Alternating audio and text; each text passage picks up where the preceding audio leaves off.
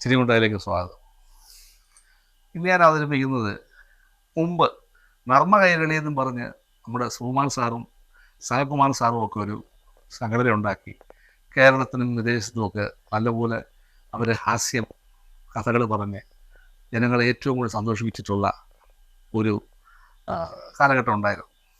അന്ന് അവരുടെ സമയത്ത് പറഞ്ഞ് സുകുമാർ സാറ് പറഞ്ഞ ഒരു കഥയാണ് ഞാനിന്ന് നിങ്ങളോട് പറയുന്നത്. കാരണം പുതിയ തലമുറ ഒരുപക്ഷെ കേട്ട് കാണത്തില്ല. എന്നാലും അതിനൽപ്പം തമാശയുള്ളത് കൊണ്ട് ഞാനത് നിങ്ങളുടെ മുമ്പിൽ അവതരിപ്പിക്കുന്നതേ ഉള്ളൂ. ഒരു സ്കൂളിൻ്റെ വാർഷിക ഉദ്ഘാടനത്തിന് ഒരു സാറിനെ പ്രൊഫസറെ അവർ ക്ഷണിച്ചു. അപ്പോൾ അദ്ദേഹം ആ ക്ഷണം സന്തോഷപൂർവ്വം സ്വീകരിക്കുകയും ആ സ്കൂൾ വാർഷികത്തിന് കൃത്യസമയത്ത് തന്നെ അതിനൊരു അരമണിക്കൂർ മുമ്പ് തന്നെ അവിടെ ചെന്ന് എഡ്മിഷൻസിൻ്റെ മുറിയിൽ അദ്ദേഹം ഇരിക്കുക. അപ്പോൾ ഇദ്ദേഹം അവിടെ സൈഡിലിരിക്കുമ്പം സമയമായിട്ടില്ല, ചീഫ് ഗസ്റ്റ് വരാനുണ്ട്. അപ്പം ഇദ്ദേഹം അവിടെ ഇരുന്നപ്പോൾ ഓരോ കുട്ടികൾ അവിടെ വന്ന് ഒരു 5 രൂപ കൊടുക്കും, അഡ്മിഷൻസ് അവൻ്റെ പേരെഴുതി വയ്ക്കും. അങ്ങനെ ഓരോ കുട്ടികളും ഇങ്ങനെ 5 രൂപ കൊണ്ട് കൊടുക്കുന്നു, അവരത് വാങ്ങിച്ച് പേരെഴുതി വയ്ക്കുന്നു. ഇങ്ങനെ പോകുമ്പോഴത്തേക്ക് ഇദ്ദേഹം കൗതുകം ചോദിച്ചു, എന്തോ ടീച്ചറെ ഈ പിള്ളേർ കാശ് കൊണ്ടുവരുന്നത്? അയ്യോ സാറേ, അതേ സാറിന് അറിയാമല്ലോ, ഇവിടെ സർക്കാർ സ്കൂളാണ്, ഇവിടെ കുട്ടികളൊക്കെ ഇത്രയും പേരുടെ സ്ട്രെങ്ത് ഉണ്ട്, കുട്ടികൾക്ക് ഇവിടെ മൂത്രപ്പര നമുക്കില്ല, ഉണ്ട്, പക്ഷെ അതെല്ലാം പൊളിഞ്ഞ് കിടക്കുകയാണ്. അപ്പോൾ അതൊന്ന് വൃത്തിയാക്കി എടുക്കാനായിട്ട് നമ്മളൊരു പിരിവെടുക്കുകയാണ്.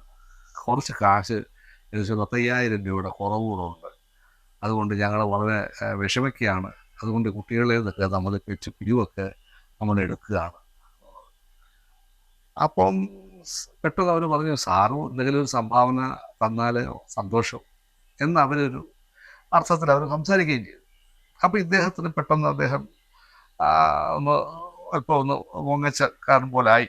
അദ്ദേഹം പറഞ്ഞു, ആ ഒരു കാര്യം ചെയ്യും, ഞാനിപ്പോൾ ട്രഷറിയിൽ നിന്ന് എൻ്റെ ശമ്പളം വാങ്ങിച്ചുകൊണ്ട് വരികയാണ്, എന്തായാലും ഒരു നല്ല കാര്യത്തിനല്ലേ, നിങ്ങളിനി കുട്ടികളിൽ നിന്ന് പിരിക്കൊന്നും വേണ്ട, ഞാൻ ആ 5,000 രൂപ ഞാനങ്ങ് തന്നേക്കാം എന്നും പറഞ്ഞ് ഇദ്ദേഹം ആ മടിയിൽ വെച്ചിരുന്ന 5,000 രൂപ എടുത്ത് കൊടുത്തു. ടീച്ചറാണെങ്കിൽ ഇതിപ്പോഴും സന്തോഷമില്ല. കാരണം എത്ര കുട്ടികളുടെ 5 രൂപ വെച്ച് പിരിച്ചാലേ ഇത്രയും വലിയ തുക ഉണ്ടാവും. അപ്പോൾ അവർ വളരെ സന്തോഷപൂർവ്വം ബാക്കി ടീച്ചർമാരെയൊക്കെ വിളിച്ചു ഒരു വലിയ സന്തോഷത്തോടു കൂടി ആ തുക വാങ്ങിച്ചു. അപ്പോൾ ആ ടീം വളരെ സന്തോഷമായി.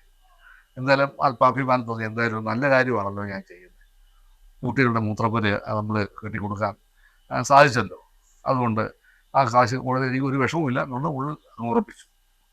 ആ ഫംഗ്ഷൻ നടന്ന സമയത്ത് തന്നെ അഡ്മിഷൻ സ്വാഗതം പറഞ്ഞ കൂട്ടത്തിൽ ഇദ്ദേഹം ഈ പറയുന്ന മൂത്രപ്പുര കുട്ടികൾക്ക് വേണ്ടി നിർമ്മിക്കുന്നതിന് 5,000 രൂപ സംഭാവന നൽകിയായിട്ട് പറയുകയും എല്ലാവരും കയ്യടിയോടുകൂടി അത് സ്വീകരിക്കുകയും ചെയ്തു.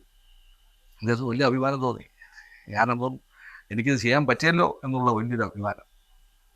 അങ്ങനെ കുറച്ച് നാൾ കഴിഞ്ഞ്, ഏകദേശം ഒരു 2 മാസം കഴിഞ്ഞ് ഇദ്ദേഹം ബസ് സ്റ്റാൻഡിൽ നിൽക്കുമ്പോൾ ഒരു ടീച്ചർ അവിടുന്ന് സ്ക്രീനിൽ നടന്നു വരുന്നു. ഒരു സ്ത്രീ കൂടി വന്ന് സാറിനോട് പറഞ്ഞു, സാറേ സാറ് എവിടെ പോകുന്നു?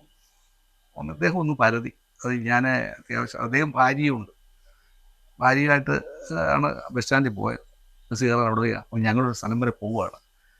ഓ, ഇത് സാറിൻ്റെ ഭാര്യയാണല്ലേ? ഓ, അവർ എന്നാൽ ഇവരുടെ ആ സംഭാഷണ രീതി ഭാര്യയ്ക്ക് ഒട്ടും അത്ര തൃപ്തിയായില്ല. കാരണം ഇദ്ദേഹത്തെ ഒരു സംശയരോഗിയായിട്ടാണ് ഇവർ വെച്ചിരിക്കുന്നത്.